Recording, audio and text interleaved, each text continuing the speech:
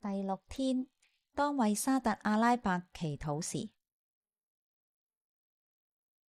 慈愛嘅天父啊，你教導我哋為君王和一切在位嘅祈禱，使人可以敬虔平安無事嘅度日。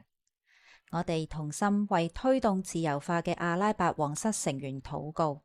使佢哋有智慧推動改革，成為敞開嘅門，讓福音進入，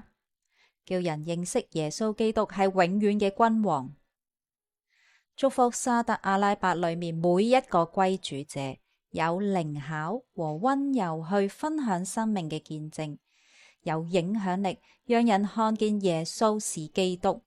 滿有大能，超越一切執政掌權的。祝福當地嘅外籍基督徒有智慧去幫助歸主者成長，讓他們同行，有根有基咁樣去建立基督嘅身體，顯出神嘅榮耀。